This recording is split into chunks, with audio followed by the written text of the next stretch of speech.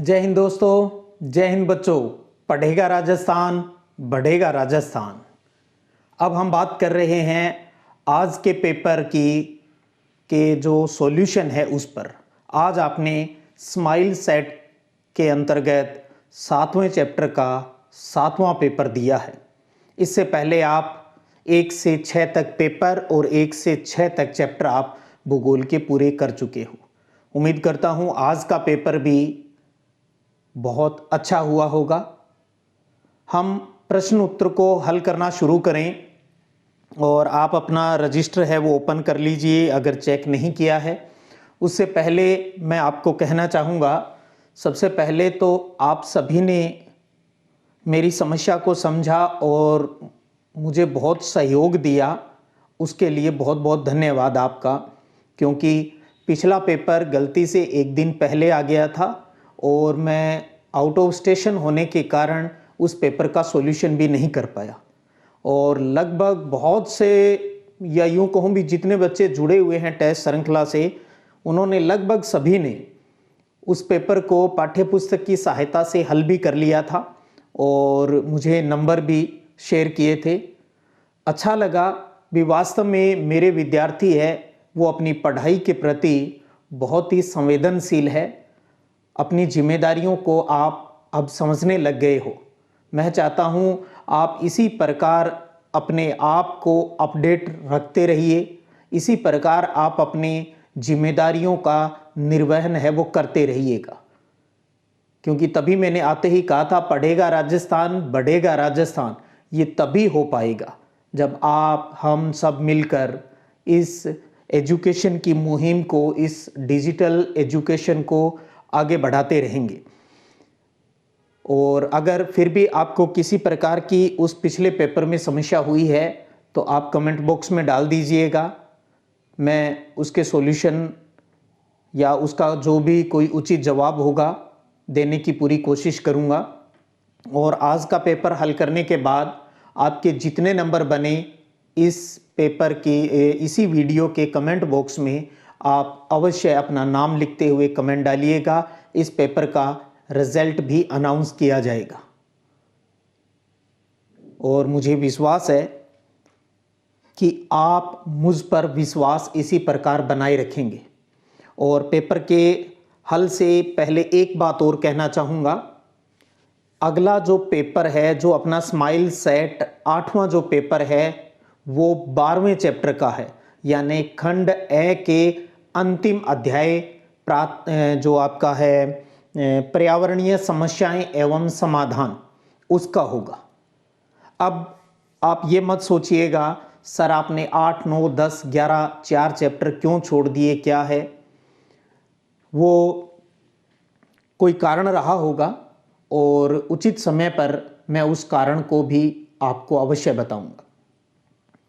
तो आप, क्योंकि ये चैप्टर बहुत ही इन्वायरमेंट वाला बहुत महत्वपूर्ण है, इसमें से बड़े प्रश्न भी 2 नंबर 3, 4 नंबर वाले प्रश्न भी आने हैं। तो आपसे ये सलाह रहेगी आपको भी, आप अच्छे से इस चैप्टर को तैयार कीजिएगा। यानी 1, 2, 3 और 4 चारों ही तरह के प्रश्नों के लिए इस चैप्टर को आपको तैयार करना है। तो चलो पेपर को हल करना स्टार्ट करते हैं। अब पहला प्रश्न था आज आपका, आर्थिक क्रिया किसे कहते हैं। तो इस प्रश्न में आपको सबसे पहले तो हेडिंग बनानी है। इस प्रकार के प्रश्नों में आर्थिक क्रियाएं लिखी। मनुष्य की जिन क्रियाओं से आर्थिक वृद्धि होती है उन्हें आर्थिक क्रियाएं कहते हैं। यानी सीधी सी बात, वो क्रियाएं जिनसे हमें लाभ प्राप्त होता है, धन प्राप्त होता है, वो सारी आर्थिक क्रियाएं होती है। तो इस प्रकार से अगर आपने परिभाषा लिखी है तो आप उसे 1 नंबर है वो प्रदान कर दीजिए। आज के पेपर में कुल 15 प्रश्न थे और प्रत्येक प्रश्न 1 अंक का रहा है। दूसरा प्रश्न है, कौन सा देश प्राथमिक व्यवसायों के आधार पर विकसित देशों की कतार में खड़ा है। और ये बहुत ही अच्छा प्रश्न है। आपको पता है कनाडा है वो देश, कनाडा जो प्राथमिक व्यवसाय के 2 महत्वपूर्ण वर्ग जो उसमें है, लकड़ी काटना और पेट्रोलियम खनन के आधार पर विकसित राष्ट्र बना है। ये प्रश्न अच्छा क्यों बन जाता है, क्योंकि हमें पता है मोस्टली जो विकसित कंट्री है वो तृतीयक, चतुर्थक और पंचम व्यवसायों को ज्यादा करती है। ये एक बहुत बड़ा उदाहरण है भी। कनाडा है वो प्राथमिक व्यवसाय के दम पर विकसित राष्ट्र की श्रेणी में शामिल है। तो दूसरे प्रश्न का उत्तर कनाडा। आगे बढ़े, तीसरा प्रश्न है आपका, प्राथमिक व्यवसायों के 4 उष्णकटिबंधीय क्षेत्रों के नाम लिखिए। इस प्रकार से आपके शीतोष्ण वाले भी पूछ सकता है, शीत वाले भी पूछ सकता है। तो 4 है, तो आपकी पाठ्य पुस्तक में आपने देखा होगा वहां 5 प्रकार है वो लिखे गए हैं। आप में उनमें से कोई 4, जैसे विषुवतरेखीय आर्द्र वन, उष्णकटिबंधीय आर्द्र कृषि प्रदेश, आर्द्र शुष्क निम्न अक्षांशीय प्रदेश, उष्णकटिबंधीय उच्च प्रदेश और मरुस्थल। क्षेत्र लिख दिया, या इनके आगे कोई इसी लोकेशन की कोई जगह का नाम ध्यान हो, अगर वो भी आपने लिख दिया है तो भी आप 1/4 करते हुए 1 अंक प्रदान कर दीजिएगा। आगे बढ़ें, चौथा प्रश्न है, जीन गोटमैन ने अप्रत्यक्ष सेवाओं को किस व्यवसाय में शामिल किया है? बहुत अच्छा प्रश्न है ये। जीन गोटमैन ने अप्रत्यक्ष सेवाओं को चतुर्थक व्यवसाय में शामिल किया है। चतुर्थक व्यवसाय में, बहुत अच्छा प्रश्न है ये भी।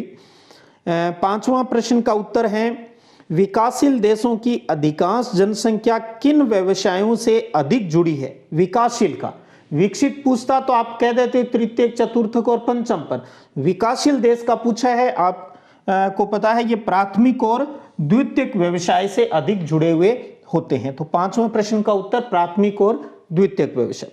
छठा प्रश्न है कि मानव व्यवसायों को कितने वर्गों में बांटा गया है? तो 5 वर्गों में बांटा गया है। मानव व्यवसाय को 5 वर्गों में बांटा गया है, प्राथमिक, द्वितीयक, तृतीयक, चतुर्थक और पंचम। तो 5 शब्द लिख दिया है, तो भी आप पूरे अंक देते हुए आगे बढ़ें। 7वां प्रश्न है कि विनिर्माण उद्योग किस व्यवसाय से संबंधित है? यानी उद्योगों के बारे में पूछा है। तो बहुत ही सिंपल सा प्रश्न, विनिर्माण उद्योग, मैन्युफैक्चरिंग किस में आता है? द्वितीयक व्यवसाय में शामिल है ये। 8वां प्रश्न है कि प्राथमिक व्यवसाय के कोई 4 उदाहरण लिखिए। आपका 8वां चैप्टर जो इसी का है उसमें 6 अच्छे से टाइप डिफाइन किए हुए हैं। प्राथमिक व्यवसाय के 4, जैसे आखेट, संग्रहण, मछली पकड़ना, पशुचारण, लकड़ी काटना और खनन, ये 6 प्रमुख प्रकार हैं प्राथमिक व्यवसाय के। इनमें से कोई 4 आपको लिखने थे और उस हिसाब से ही आपको अंक। जब 2 चीज पूछता है आपसे तो आधे आधे अंक की हो जाती है। 4 चीज पूछता है तो 1/4, 1/4, 1/4 और 1/4 के हिसाब से अंक आप दे दीजिए उसमें। यही तरीका बोर्ड परीक्षा में रहता है। किसी के अंतर्गत कोई 2 चीज आती है तो जो टीचर है, जो इन्विजिलेट, जो मूल्यांकन करता है, वो उसको डिवाइड कर लेता है। और उसके बाद 9वां प्रश्न है, द्वितीयक व्यवसाय की परिभाषा आपको देनी है। द्वितीयक व्यवसाय किसे कहते हैं? तो परिभाषा में पहले आप हेडिंग बना देंगे द्वितीयक व्यवसाय और फिर लिखेंगे प्राकृतिक संसाधनों का सीधा उपयोग न करके उन्हें परिष्कृत एवं परिवर्तित करके अधिक उपयोगी बनाने वाली क्रियाएं द्वितीयक व्यवसाय कहलाती है। तो द्वितीयक व्यवसाय की आप सिंपल सी ये परिभाषा है वो लिख सकते हैं, और लिख दी है तो इसका आप 1 अंक प्रदान कर दीजिएगा। अगला प्रश्न है 10वां, क्या द्वितीयक व्यवसाय के 2 उदाहरण लिखिए। तो इसमें आता है विनिर्माण उद्योग, यानी आप उद्योग धंधे लिख देते हैं। दूसरा निर्माण यानी भवन निर्माण हो गया। तीसरा ऊर्जा उत्पादन हो गया। प्रसंस्करण या खाद्य प्रसंस्करण हो गया। तो इनमें से कोई 2 नाम आपको यहां पर लिखने थे। अगर सही लिखे हैं तो 1 अंक प्रदान कर दीजिएगा। विनिर्माण उद्योग या सीधा उद्योग धंधे लिखे हैं, भवन निर्माण लिखा है वो भी। तो विनिर्माण, निर्माण, ऊर्जा उत्पादन और प्रसंस्करण, इनमें से कोई भी 2 लिखे हैं तो अंक प्रदान कर दीजिएगा। 11वां प्रश्न है कि तृतीयक क्रियाकलापों का निष्पादन किनके द्वारा किया जाता है। देखिए प्रश्न आता है एक तो क्या कौन से क्रियाकलाप हैं, उसके उदाहरण क्या है, या किनके द्वारा किया जाता है। तो प्रश्न की भाषा को समझना है। तो किनके द्वारा किया जाता है, तो उन लोगों के बारे में पूछा गया यहाँ पर जो इस काम को करते हैं तृतीयक व्यवसाय को। तो तृतीयक व्यवसाय क्रियाकलापों का जो निष्पादन है वो कुशल श्रमिकों, प्रशिक्षित विशेषज्ञों और परामर्शदाताओं द्वारा किया जाता है। एक लिखा है तब भी आप सही माने, लेकिन मैं चाहता हूं इसको आप पूरे तरीके से अच्छे से याद रखें। विकुशल श्रमिकों, प्रशिक्षित विशेषज्ञों और परामर्शदाताओं द्वारा तृतीयक क्रियाकलापों का निष्पादन है वो किया जाता है। तो ये 11वां प्रश्न। 12वां है कि तृतीयक व्यवसाय के कोई दो उदाहरण लिखिए। तो तृतीयक व्यवसाय में एग्जाम्पल में आप परिवहन, व्यापार वाणिज्य, संचार और सेवाएं या प्रत्यक्ष सेवाएं या बैंक, बीमा, पर्यटन आप पूरा लिखें चाहिए। तो परिवहन, व्यापार, संचार, प्रत्यक्ष सेवाएं, इनमें से कोई दो नाम आपको यहां पर लिखने थे और आधा प्लस आधा बराबर 1 अंक प्रदान करना था। आगे बढ़ते हैं। 13वां प्रश्न देखिए, चतुर्थक व्यवसाय के कोई दो उदाहरण लिखिए। अब चतुर्थक व्यवसाय की बात आ गई जिसमें अप्रत्यक्ष सेवाएं आती है। तो सूचना, शोध, प्रबंधन, शिक्षा, स्वास्थ्य और सुरक्षा, ये 6 प्रमुख एग्जाम्पल हैं पंचम व्यवसाय के। ये 6 तरह की प्रमुख क्रियाकलाप इसके अंतर्गत शामिल हैं। तो इनमें से कोई कौन कौन से क्रियाकलाप, सिर्फ नाम ही पूछे हैं तो आपने कम से कम 2 तो जरूर लिखे हो। ठीक है, जब फिक्स नहीं दिया जाता तो कम से कम आप नंबर के आधार पर जरूर लिख दें। तो 2 से लेकर 6 तक आप कितने भी इसमें लिख सकते थे। सूचना, शोध, प्रबंधन, शिक्षा, स्वास्थ्य, सुरक्षा, ये पंचम व्यवसाय के क्रिया 13वां प्रश्न चल रहा है। सॉरी चतुर्थक व्यवसाय के उदाहरण की बात चल रही थी। चतुर्थक व्यवसाय की बात चल रही थी जिसमें अपनों ने बात कर ली यहाँ पर भी। ये सूचना शोध, ये चतुर्थक व्यवसाय की बात है, गलती से मैं पंचम बोल गया। चतुर्थक व्यवसाय, सूचना, शोध, प्रबंधन, शिक्षा, स्वास्थ्य, सुरक्षा, 2 उदाहरण पूछे हैं इसने। कोई भी आप इन 6 में से 2 लिख सकते थे। इस आधार पर अंक प्रदान करते हुए आगे बढ़े। 14वां प्रश्न है कि पंचम व्यवसाय में कौन कौन से क्रियाकलाप है वो सम्मिलित रहते हैं। तो यानी पंचम व्यवसाय में कौन से कामों की बात आती है, क्रियाकलाप कौन से आते हैं, उसकी बात यहाँ पर हो रही है। तो अगर आप इसके अंतर्गत एक तो वो भी लिख सकते हैं सीधा भी, कार्यकारी निर्माणकर्ता, अनुसंधान है और सरकार है, कानूनी और तकनीकी सलाहकार है। आप ऐसे लिख दें, चाहे आप ऐसे इस प्रकार से लिख सकते हैं भी, नवीन विचारों की रचना और पुनर्गठन की व्याख्या, आंकड़ों की व्याख्या और प्रयोग, नई तकनीकी का मूल्यांकन, इनमें से भी आप यहां पर लिख सकते थे। या फिर आप सिंपल लिख सकते हो, कार्यकारी निर्माणकर्ता, अनुसंधान, गवर्नमेंट, कानूनी और तकनीकी जो सलाहकार होते हैं वो पंचम व्यवसाय में आते हैं। तो इनमें से किसी भी प्रकार से आपने लिखा है, इसने पूछा नहीं तो कोई भी 2 नाम भी लिख दिए हैं तो अपने आप को आप अपडेट मानिए, सही मानिए। और अंतिम प्रश्न है कि सेवाएं कौन से व्यवसाय में आती है। जब सेवाओं के आगे कुछ नहीं लिखा तो ध्यान दीजिए वो प्रत्यक्ष सेवाओं की बात कर रहा है और प्रत्यक्ष सेवाएं किस में आती है, तृतीयक व्यवसाय में आती है। तो प्रत्यक्ष सेवाएं तृतीयक व्यवसाय में और अप्रत्यक्ष सेवाओं की जीन गोटमैन वाली बात कर चुके हैं हम चौथे प्रश्न में, चतुर्थक व्यवसाय की। तो ये थे आज के इस चैप्टर के महत्वपूर्ण 15 प्रश्न और किस प्रकार से प्रश्न पूछे जा सकते हैं उनकी बात हमने आज इसमें की है। एक चीज बता दूं, इस चैप्टर से प्रश्न आना होता है, चाहे 1 नंबर का आए, 2 का आए, 3 का आए, चाहे 4 नंबर का आए। आप ये समझ लें 1 नंबर का आएगा तो इस प्रकार से आ जाएगा, 2 नंबर का आएगा तो आपसे मिक्स कर देगा। जैसे इसमें अलग अलग तरह के प्रश्न हैं, जैसे द्वितीयक व्यवसाय किसे कहते हैं, 2 उदाहरण दीजिए।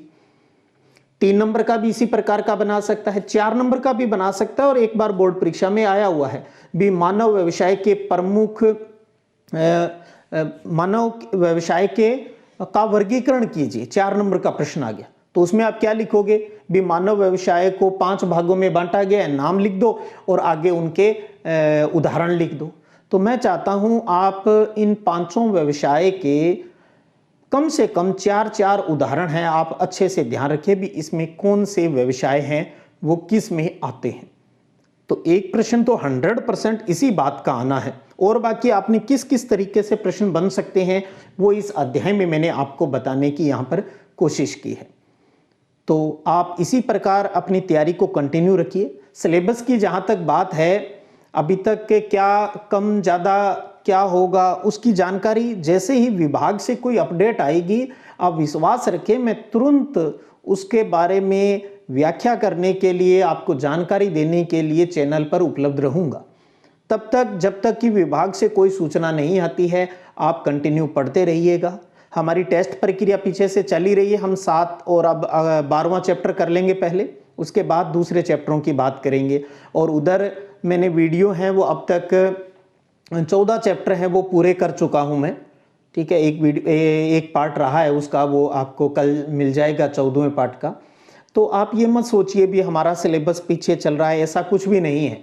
आपका सिलेबस बिल्कुल सही चल रहा है।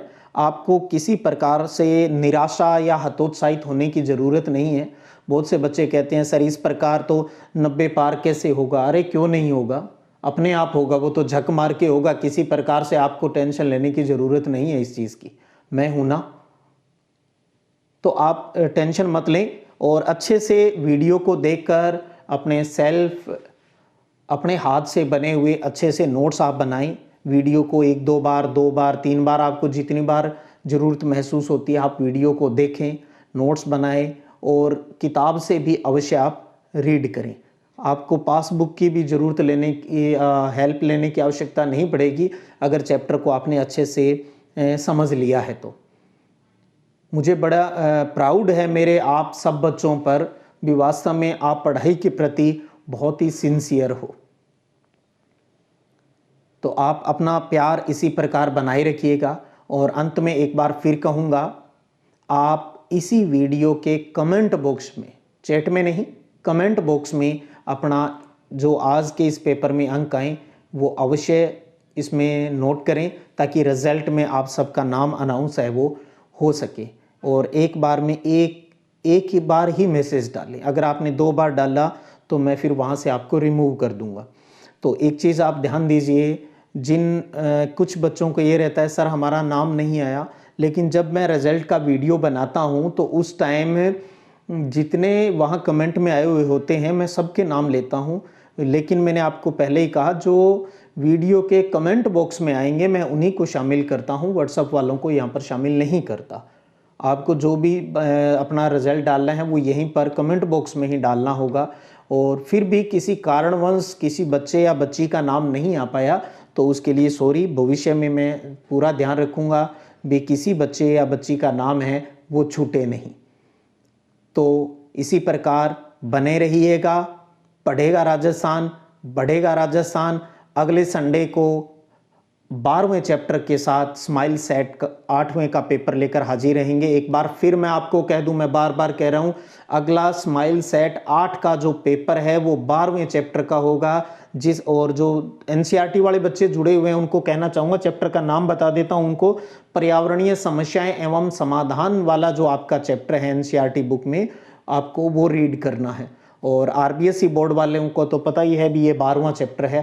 तो अगले चैप्टर को आपको हल्के में नहीं लेना है, पूरी अच्छी तैयारी के साथ उस पेपर का सामना आपको करना है और एक शानदार रिजल्ट है वो मुझे आप देंगे, ऐसी उम्मीद करता हूं।